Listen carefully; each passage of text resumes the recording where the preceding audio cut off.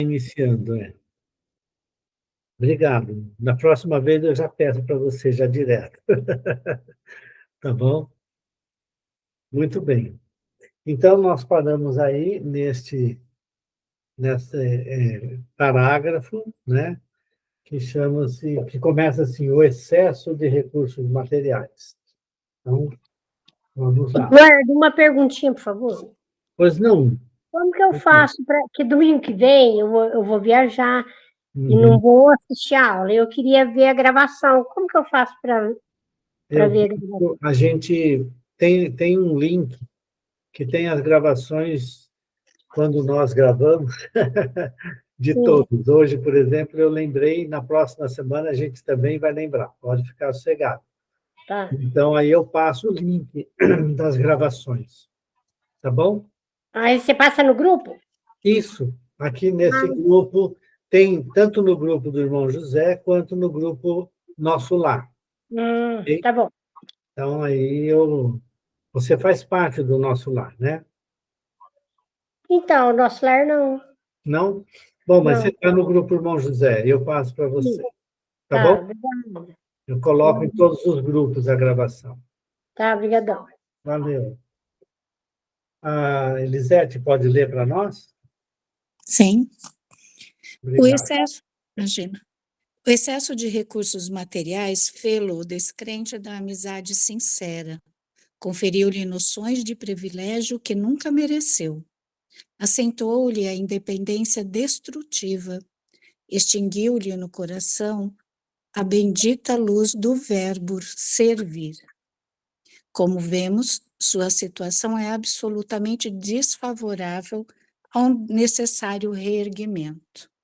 A condição a que se impôs pelos desejos menos nobres, que sempre nutriu, é de apatia e de esterilidade.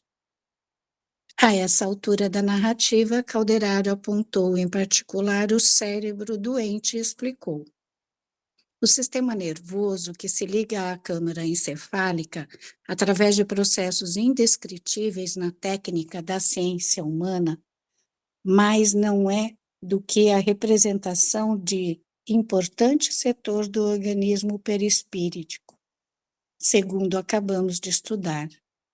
A mente falida de Fabrício, experimentando insistentes remorsos e aflitivas preocupações, intoxicou esses centros vitais com a incessante emissão de energias corruptoras.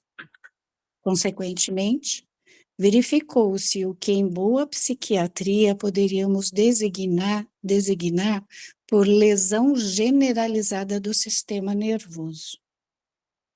Tal desastre atingiu em primeiro lugar as sedes das conquistas mais recentes da personalidade, isto é, as células e os estímulos mais jovens, que se localizam nos lobos frontais e no córtex motor, inutilizando temporariamente o nosso amigo para a meditação elevada e para o trabalho sadio e obrigando-o a regredir no terreno espiritual para dentro de si mesmo. De mente estacionária agora em plena região instintiva da individualidade, nosso enfermo ainda não se acha positivamente desequilibrado, graças à contínua assistência de nosso plano. Calando-se o assistente, ousei interrogar. Mas há esperança de reequilíbrio para breve? Absolutamente não, respondeu o interpelado de maneira significativa. No caso dele, funcionariam em vão as terapêuticas em uso. O espírito delinquente pode receber os mais variados gêneros de colaboração, mas será imperiosamente o médico de si mesmo. A justiça divina exerce invariável ação, embora os homens não a identifiquem no mecanismo de suas relações ordinárias. Os criminosos podem, por muito tempo, escapar ao corretivo da organização judiciária do mundo. No entanto, mais cedo ou mais tarde, vaguearão perante os seus irmãos em humanidade em baixo terreno espiritual, representado no quadro de aflições punitivas. Para os familiares e amigos, Fabrício é um esquizofrênico, incapaz de resistir às aplicações do choque insulínico em virtude do coração frágil e cansado. Todavia, para nós, é um companheiro acidentado na ambição inferior, curtindo amargos resultados de seus propósitos de dominar egoisticamente na vida. Interrompendo o seu orientador, dei guarida a interrogações naturais no campo íntimo. Se o doente não oferecia perspectivas de melhoras substanciais, qual o objetivo de nossa assistência? Por que nos demorarmos à frente de um caso insolvível, qual aquele pela impossibilidade de próximo reencontro entre o criminoso e as suas vítimas? Calderaro não me deixou sem resposta. Estamos aqui, elucidou atencioso, a fim de proporcionar-lhe morte digna. Não chegará a enlouquecer em definitivo. Com o nosso concurso fraterno, desencarnará antes do eclipse total da razão. Porque me mostrasse, espantado, o prestimoso amigo acrescentou: Fabrício desposou uma criatura por todos os títulos credora do amparo celestial, e essa mulher quase sublime deu-lhe 3 filhos, aos quais ele consagrou nobremente, preparando-os para elevado ministério social. São eles, presentemente, 2 professores e um médico, dedicados ao ideal superior de servir ao bem coletivo.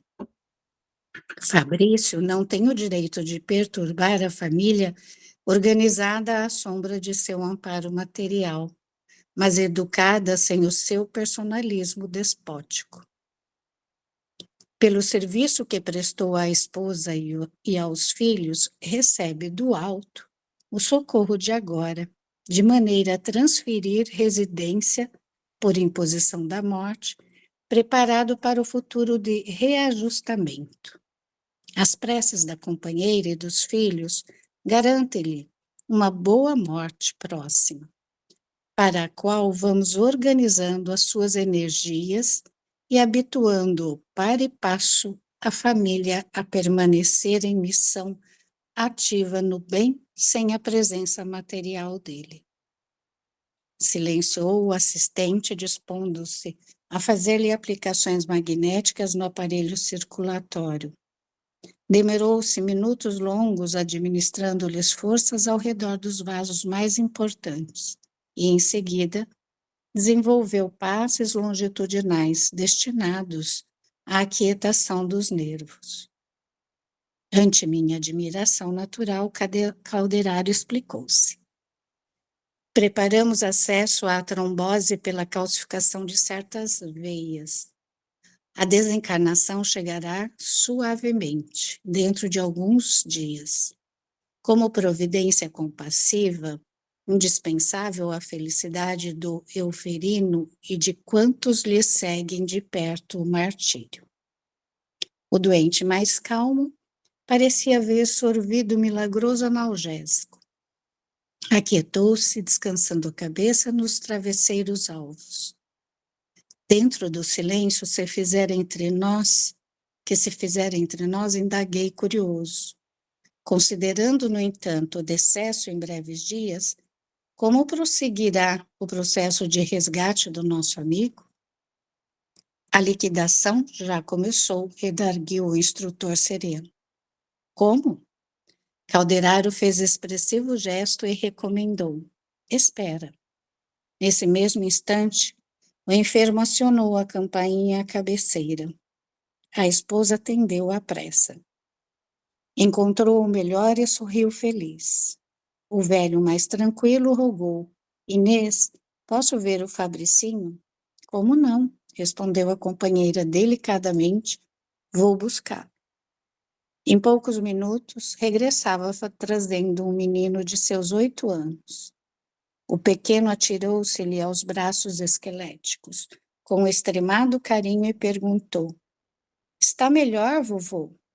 O doente contemplou, enternecido, e informando: "Estou melhor, meu filhinho. Por que não veio de manhã?" Vovó não deixou. "Sim, é verdade. Eu não me achava bem." A senhora retirou-se para acompanhar a cena do outro lado da cortina. Avô e neto sentiram-se mais à vontade.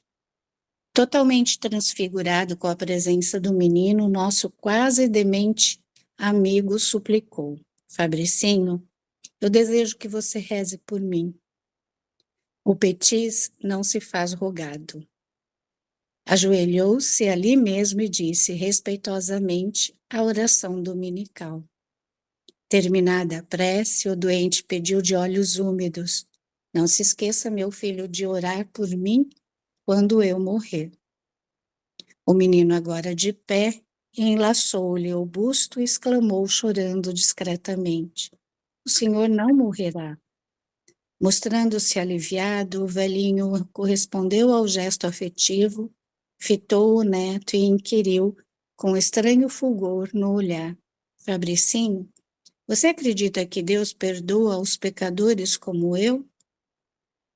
Pequeno respondeu lacrimoso e confundido: "Eu acho, vovô, que Deus perdoa todos nós." Revelando as ansiedades que lhe povoavam a alma, voltou à indagação: "Mesmo a um homem que trai a confiança paterna e rouba aos irmãos?" O netinho hesitou, incapaz de aprender toda a extensão daquela pergunta intencional.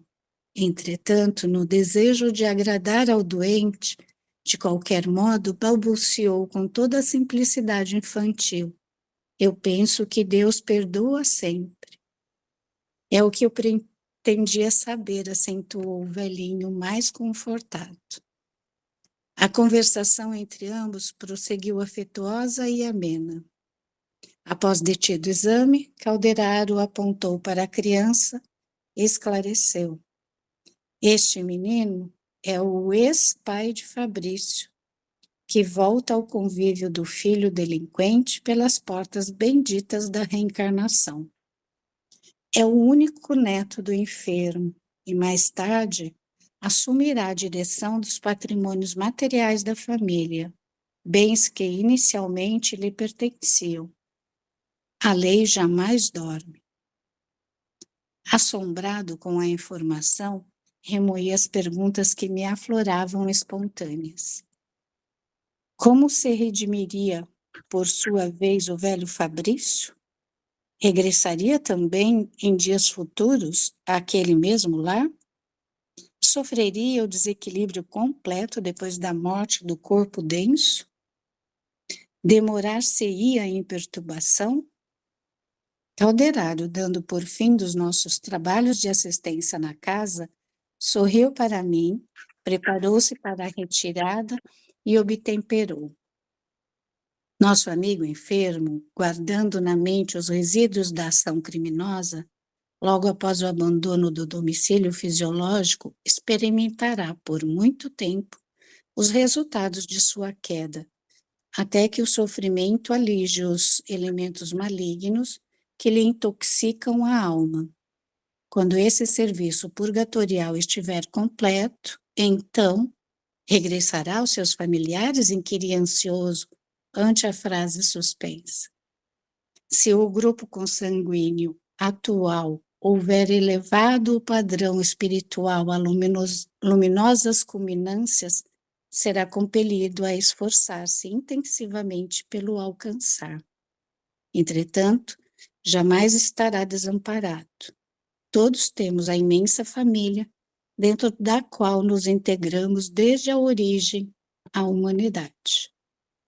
Nesse instante, abandonávamos o aposento suntuoso.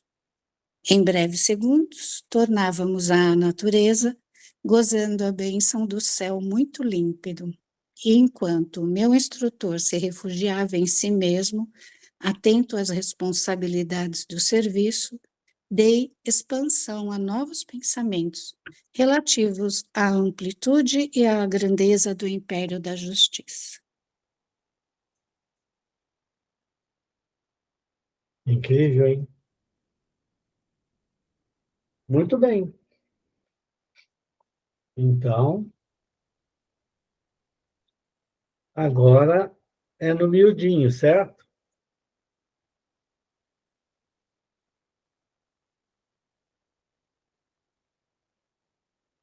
É uma história bem interessante,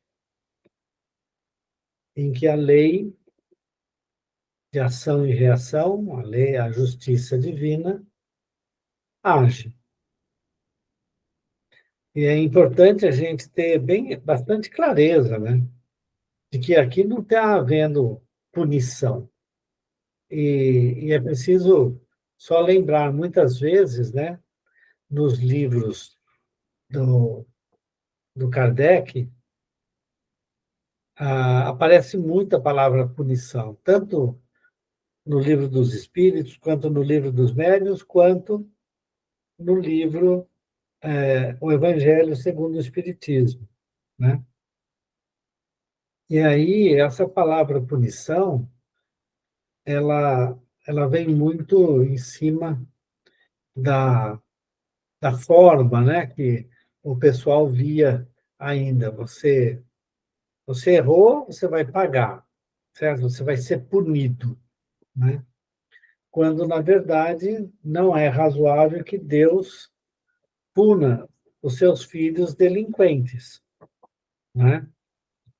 Nós erramos, se nós soubéssemos tudo, a gente não ia delinquir, portanto, né?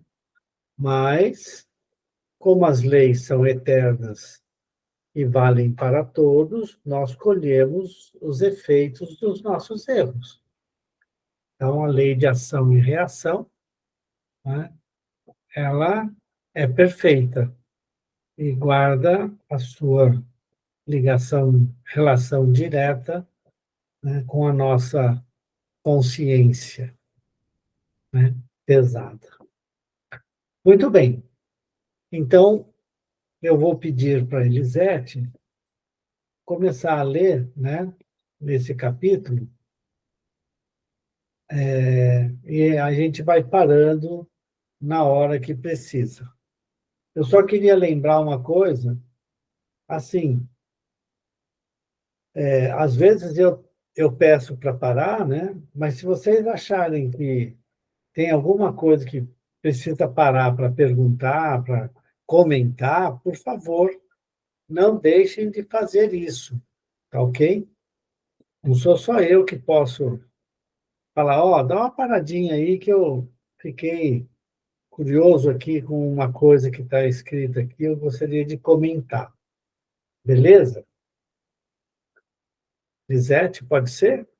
Vamos lá. Estranha enfermidade. Acompanhando o abnegado irmão dos sofredores, penetrei confortável residência, onde Calderaro me conduziu incontinente à presença de um nobre cavalheiro em repouso. Achamo-nos em elegante aposento decorado em ouro velho. Magnífico tapete completava a graça ambiente, exibindo caprichosos arabescos em harmonia com os desenhos do teto. Estirado num divã, o enfermo que visitávamos engolfava-se em profunda meditação. Ao lado humilde, entidade de nossa esfera como que nos aguardava. Aproximou-se e cumprimentou-nos gentil. Às fraternas interpelações do assistente, respondeu solícita. Fabrício vai melhorando. No entanto, continuam os fenômenos de angústia. Tem estado inquieto, aflito. O orientador lançou expressivo olhar ao doente e insistiu. Mantém ainda o autodomínio? Não se abandonou totalmente às impressões destrutivas? A interlocutora, revelando contentamento, informou. A divina misericórdia não tem faltado. O desequilíbrio integral, portanto, não erigiu o seu império. Em nome de Jesus, nossa colaboração tem prevalecido. Calderaro, então, fraternalmente indagou, dirigindo-se a mim. Chegaste alguma vez a examinar casos declarados de esquizofrenia?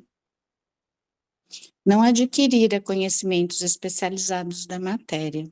Todavia, não ignorava constituir esse morbo uma das mais inquietantes questões da psiquiatria moderna. Este ramo ingrato da ciência que estuda a patologia da alma, declarou o companheiro, compreendendo a minha incipiência, é há muito tempo campo de batalha entre fisiologistas e psicologistas. Tal conflito é, em verdade, lamentável e bizantino, de vez que ambas as correntes possuem razões substanciais nos argumentos com que se digladiam. Somos, contudo, forçados a reconhecer que a psicologia ocupa a melhor posição por escalpelar o problema nas adjacências das causas profundas, ao passo que a fisiologia analisa os efeitos e procura remediá-los na superfície. Muito bem. Dá uma paradinha. Então, o velho ali, né, o enfermo, ele apresenta a esquizofrenia. Então, eu gostaria que, se pudesse, por favor, a Elisete pudesse nos dar uma visão do quadro da ciência atual, né? O que é a esquizofrenia? Se você puder, Elisete. Eu acho que a Márcia é mais apropriada, mas é um transtorno Você mental crônico. estuda, A gente considera um transtorno mental crônico, né? É bem grave a esquizofrenia, né? um transtorno mental crônico. Tem no seu... Márcia? Então, como eu falo, né, faz tanto tempo que eu fiz isso na minha vida, mas eu pesquisei sim. Ó, eu vou ler que é bem rapidinho. A esquizofrenia é uma doença mental complexa, caracterizada por disfunções em redes cerebrais, com uma predisposição genética e influência de fatores ambientais, ou seja, ela se manifesta se o meio permitir, como a maioria das doenças cognitivas, vamos dizer assim. Sintomas. Apresenta sintomas como alucinações, delírios, embotamento emocional, falta de vontade e pensamento desorganizado. Um resumo bem resumidinho. E peguei também daquela doença que mais adiante vai aparecer, que eu não conhecia. É por isso que tem um trabalho na USP, foi o Sérgio que fez? Não foi ele, não, o Alexandre, acho.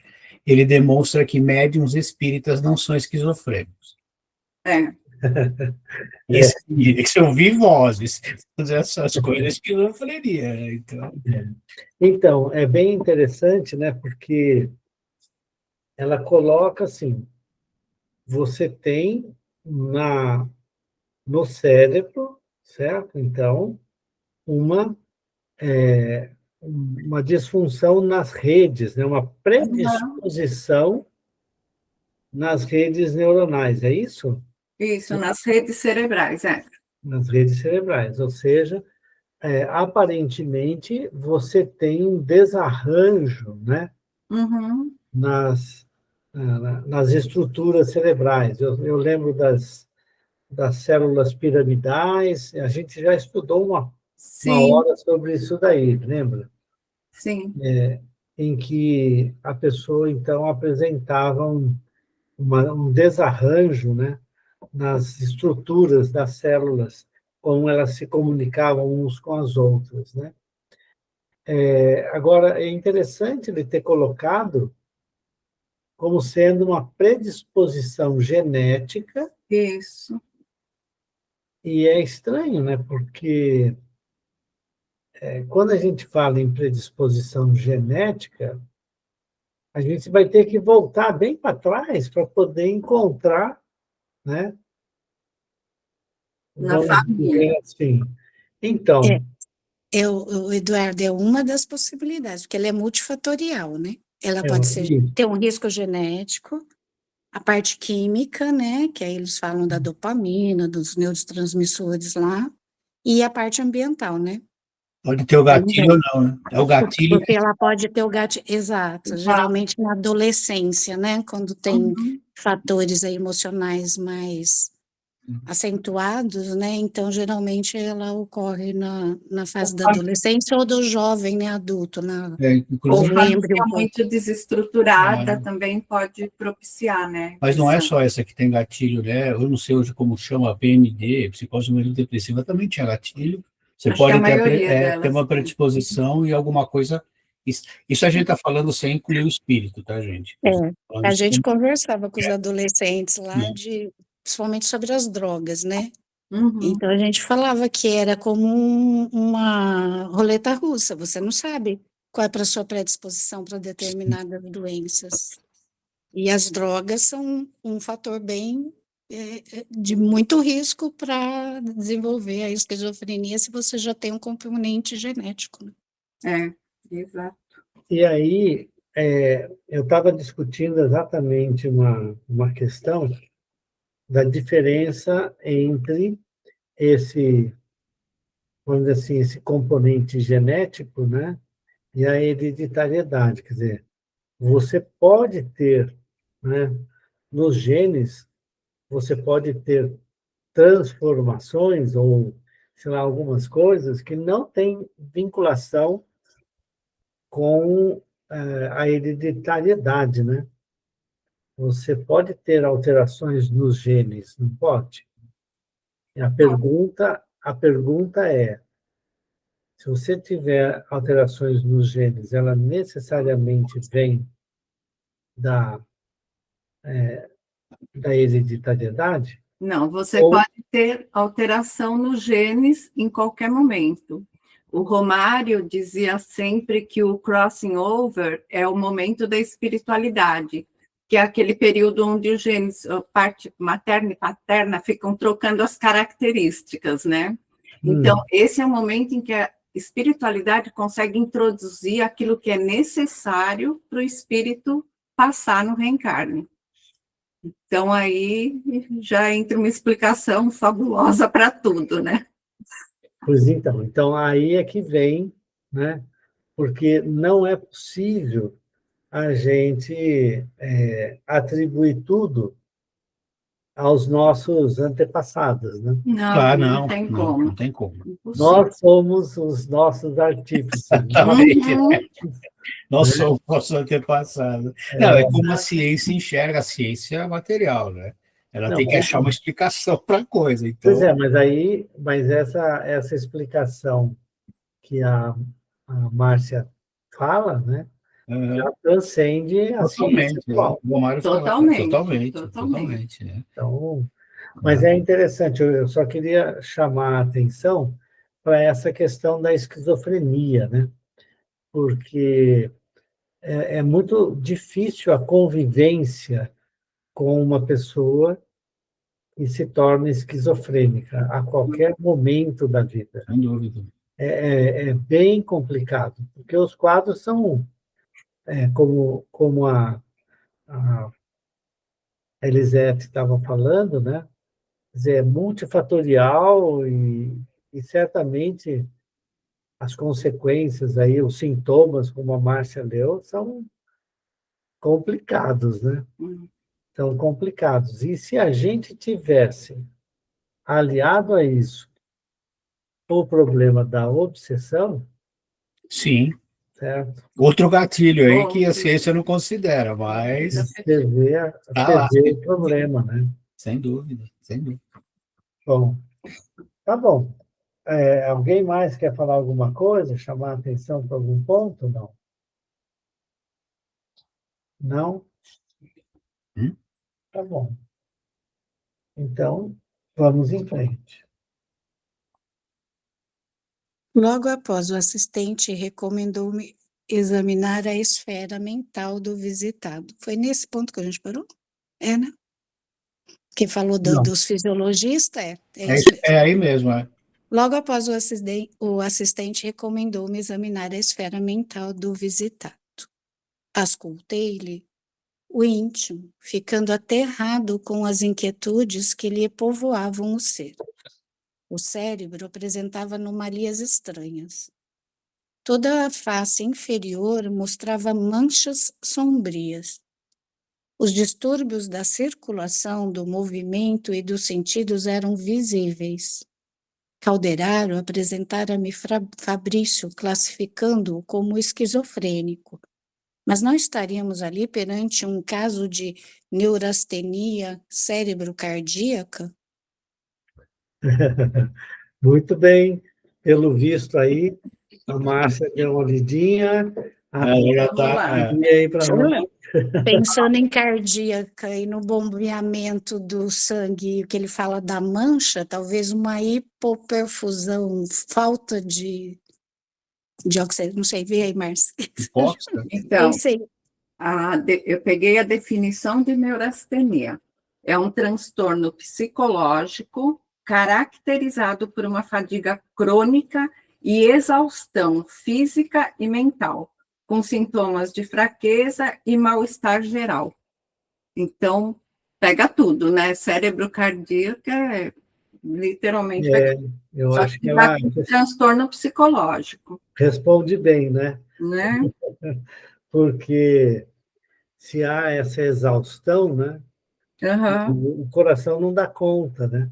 exato. Então o negócio, o cara vai ficar bem fraco mesmo, né? Bem interessante. Então, você pode ler de novo só? A neurastenia é A neurastenia é um transtorno psicológico caracterizado por uma fadiga crônica e exaustão física e mental, com sintomas de fraqueza e mal-estar geral. Acho que é o que a Elisete falou, falta de oxigenação no cérebro, por falta de falta do sim, bombeamento, hipóxia, né? e aí vai a coisa, vai complicando mesmo. Mas é tido como um transtorno psicológico, isso é interessante, né? Então, isso não, que eu estava então pensando. não evidencia um problema cardíaco. Né? Não Né? é um problema cardíaco, é um problema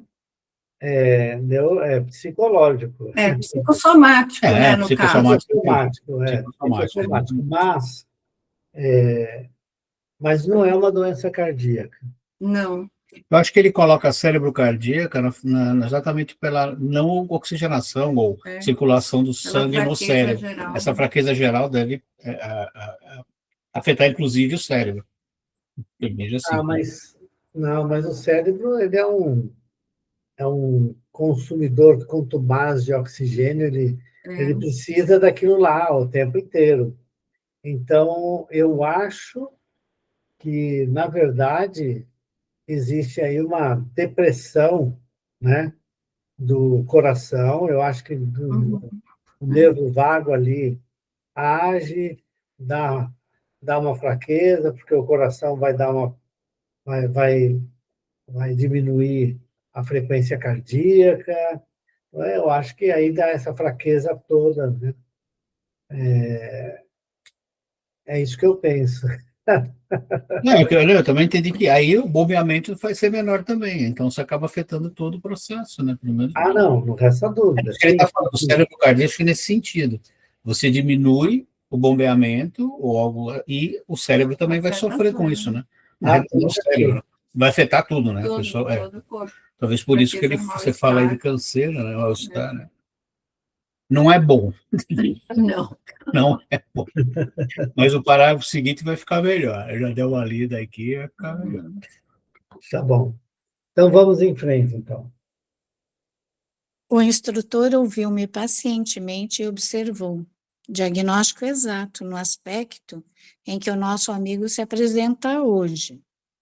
A esquizofrenia, contudo, originando-se de sutis perturbações do organismo perispíritico, traduz-se no vaso rico por surpreendente conjunto de moléstias variáveis e indeterminadas. No momento, Temos aqui a doença de Kriya-Heber, com todos os característicos especiais. Que doença é essa? Vamos lá. A Márcia está pronta Vamos lá. aqui. Essa doença é também chamada de neuropatia cerebro-cardíaca. É a mesma coisa que tá. Ela é um Apatia, transtorno associado a uma profunda alteração da sinestesia, percepção do próprio corpo e da personalidade, que pode levar a sentimentos de despersonalização. Tem sensação de estranhamento de si mesmo, modificação da personalidade e um profundo nervosismo. Olha que Nossa Senhora! coisa doida, né? Pior que a outra. Essa daqui é a piorzinha, né, meu filho? Piorzinha. Então, ó, Nossa, que coisa! altera a percepção do próprio corpo e da personalidade. No momento, temos aqui a doença de Kriya-Haber, com todos os característicos especiais. Pois É tudo isso que se leu. Interessante que antes ele fala de sutis perturbações do organismo perispirítico. Já ele está trazendo já, Ah, sim. né, Sim. né?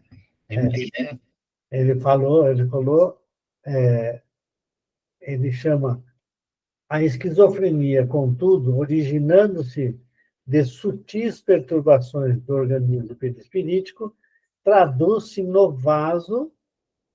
Sim. O vaso é o vaso o vaso físico, né? Que é o nosso corpo espiritual, o nosso corpo Físico mesmo. rico, né, por surpreendente conjunto de moléstias variáveis e indeterminadas. Por Ele isso que ela leu um monte de coisas, né? Inclusive, pessoa estranhar provavelmente quem sou eu, o que está acontecendo, né? Por que eu estou aqui, o que está havendo, quem é você? Nossa, deve ser uma loucura. o corpo não é meu. Esse corpo aqui não sou eu, esse corpo aqui não é meu, não. Você imagina uma coisa dessa, gente. Por isso que o pessoal acha que médio espírita é esquizofrênico, né? Porque tem alguns sintomas assim, né? Se você olhar. Mas é uma falta de estudo real, né? Total, né, cara? Nossa, isso aí E esse é um ponto muito interessante, né? Porque as pessoas falam sem saber, né? Ela não sabe, ela não deseja estudar aquilo que o médium estuda para poder ser médium, né? Exatamente. E aí fica falando o que quer. Eu penso que até para criticar você tem que aprender antes. Tem que aprender antes, pois é. Para criticar algo que você não sabe? Como assim? Então é muito interessante, viu? Que fale isso do médium, né? Mas muito bem, então vamos lá. Mostrando grave expressão no semblante, acrescentou: repara, contudo, além dos efeitos mutáveis, analisa a mente e os domínios das sensações. Lancei mais profundamente a sonda de minha observação sobre os quadros interiores do enfermo e percebi-lhe imagens torturantes na tela da memória.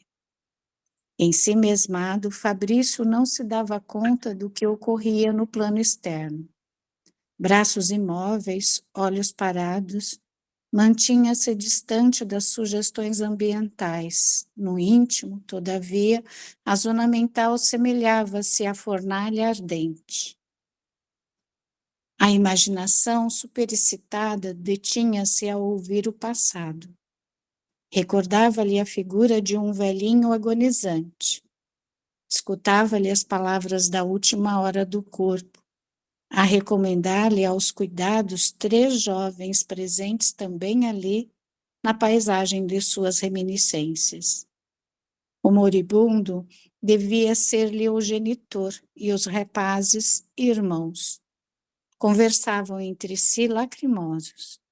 De repente, modificavam-se-lhe as lembranças.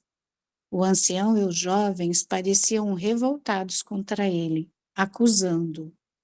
Nomeavam-no com decaridosas designações. O doente ouvia as vozes internas ansioso, amargurado. Desejava desfazer-se do pretérito. Pagaria pelo esquecimento qualquer preço. Ansiava de fugir a si próprio, mas em vão. Sempre as mesmas recordações atrozes vergastando-lhe a consciência. Verificava-lhe eu os estragos orgânicos resultantes do uso intensivo de analgésicos. Aquele homem deveria estar duelando consigo mesmo desde muitos anos.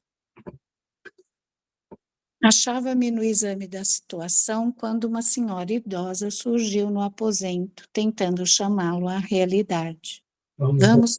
Não, dá uma paradinha aí. Antes da gente prosseguir, né? Vamos na análise do caso mesmo, né? O problema do Fabrício é que não importava mais o resto do mundo. É essa a doença em que ele estava, o remorso de ter provavelmente destituído os irmãos de tudo, né? Vamos dizer assim, roubando, né, toda a fortuna, né, para si mesmo, que é o que aparentemente aconteceu.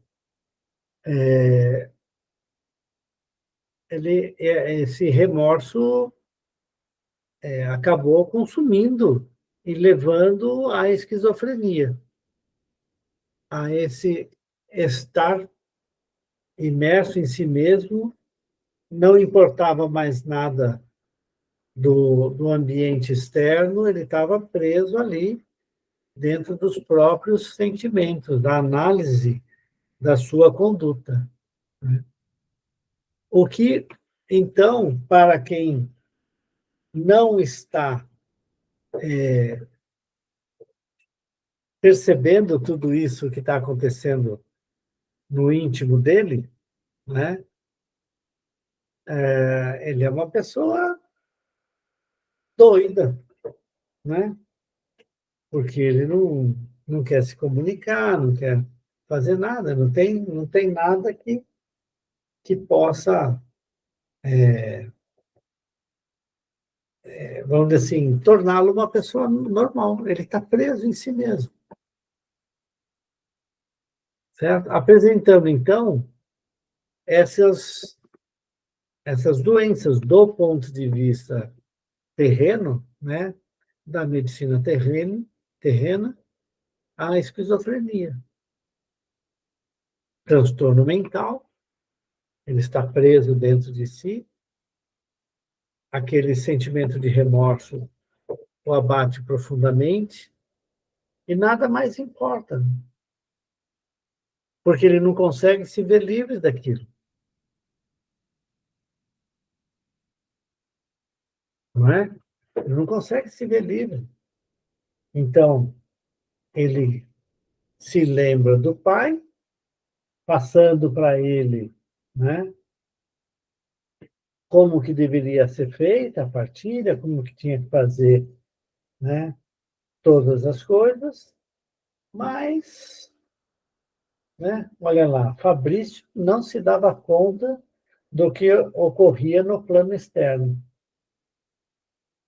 Braços imóveis, olhos parados, mantinha-se distante das sugestões ambientes, ou seja, o ambiente à sua volta não importava absolutamente nada. E provavelmente ele poderia muitas vezes ter explosões de algum tipo de explosão de raiva ou qualquer coisa assim, né? Tendendo à loucura, se alguém viesse perturbá-lo nesse instante, né? Como eu não li o comecinho, eu não lembro tudo desse livro quando eu li, então eu não sei direito, mas Ele coloca que no íntimo, todavia, a zona mental assemelhava-se à fornalha ardente. Ele estava completamente preso em si mesmo, né? Então, ele vê o pai no leito agonizante, ouve-lhe as palavras, né, da última hora do corpo, né, recomendando os cuidados, né, dos 3 jovens irmãos, né, que estavam ali. E aí ele começa a ver o que ele fez, né? Depois, obviamente, como ele fez, os pensamentos dos jovens aparecem agora como ações revoltantes contra ele, né? Naturalmente. E aí ele se sente todo o peso, né? Ele sente todo o peso dessas ações, né, dos irmãos, né? Que, na verdade, ele efetivamente tinha culpa no cartório, né? O que dá, então, as, esse estado doentio, né? Muito bem. Comentários, pessoal? Edu, Oi. e nos deparamos novamente com a impressionante força dos pensamentos, né? Porque ele causa a esquizofrenia através dos próprios pensamentos. Que força poderosa que a Ele gente não usa ele beneficamente, desorganiza, né?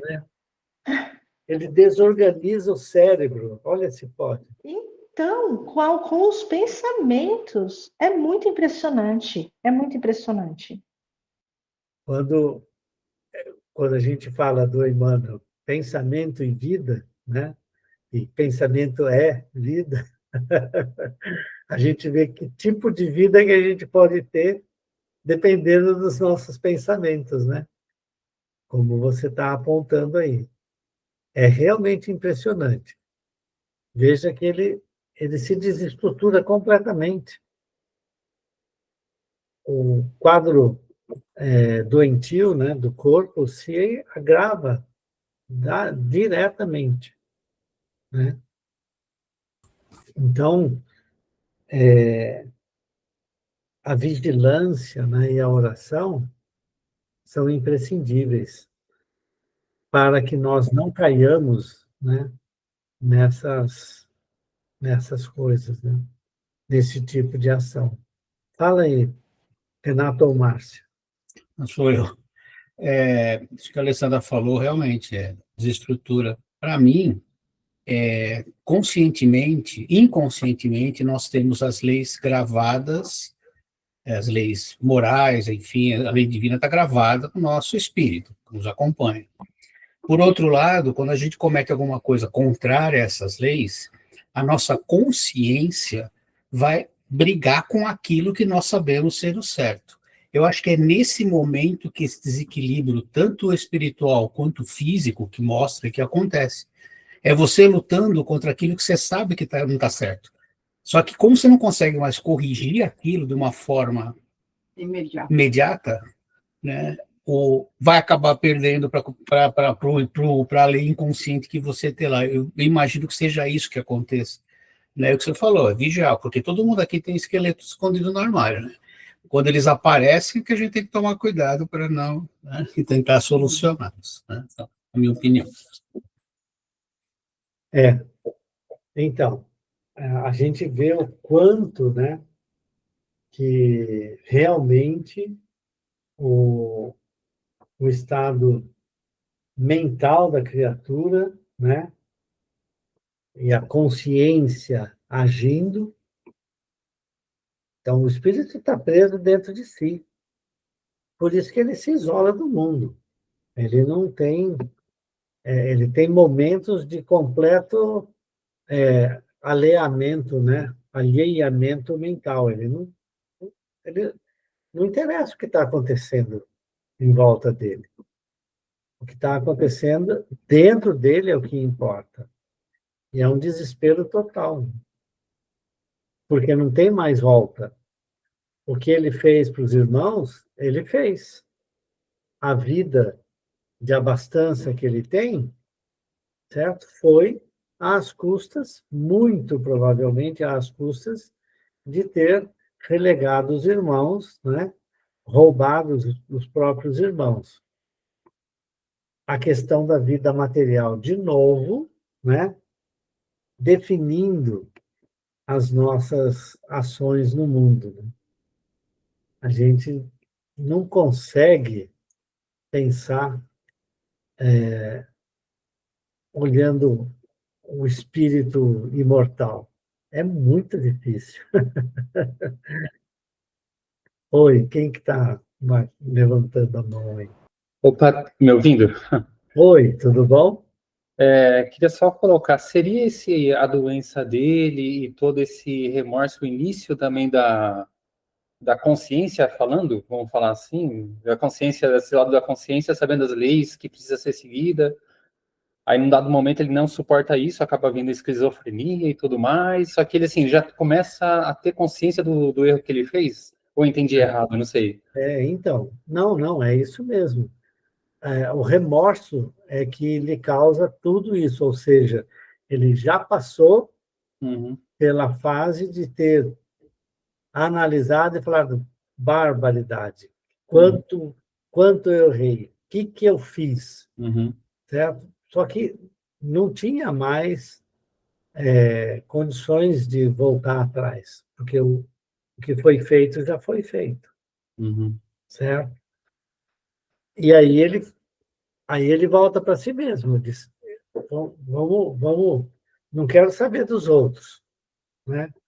Esse é um problema seríssimo, né? Porque é o que faz muitas vezes, né? A pessoa ficar tão presa em si mesma que não importa o resto, mas porque ela não consegue sair disso. A consciência chegou lá, Despertou. falou, cara, você fez muito errado, certo? E aí, como ele fica preso nesse sentimento de remorso, porque também não consegue mudar a situação, ele desorganiza todo o seu vaso físico, o cérebro físico mesmo. O cérebro físico com problemas o prende mais ainda em si mesmo. Você entende? Quer dizer, é uma ação conjunta ali, né, para que o quadro de esquizofrenia e alienação mental de todo o resto se estabeleça. O espírito ficou ciente de todos os erros, o remorso veio, mas veja, ele já está ali no fim da vida, né? Ele passou uma vida de abastança, de tudo, colocando lá escondido, assim. Oiê, tudo bom?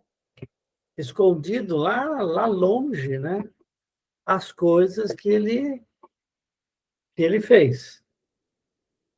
Aí, aos poucos, aquilo vai, né, chegando. Meu Deus, olha o que eu fiz. E aí, aí ele introduz a doença em si mesmo. O remorso faz com que ele comece a ficar preso de si mesmo, tem as alterações ou os estopins aí, os gatilhos, né, que eles falaram, e aí o quadro físico se instala. E aí é aquele negócio, é um círculo vicioso, né? Ele não consegue sair daquilo, porque ele lesou o cérebro físico, certo? Ele não consegue ter pensamentos tão bons, embora a gente veja que, no finalzinho lá, a conversa com o netinho, é uma conversa de uma Sério? séria, completamente ciente das coisas que fez, certo? Conversando com uma criança, né? De 8 anos. De 8 anos. Gente, nós vamos ter que parar por aqui, porque por hoje já era. Nós vamos parar ali no momento em que a esposa dele chega, não é isso? É uma senhora idosa. Achava-me no exame da situação quando Ixi, onde será que eu pus? Ah, volta para trás, meu filho. Volta, volta. Isso, tá bom.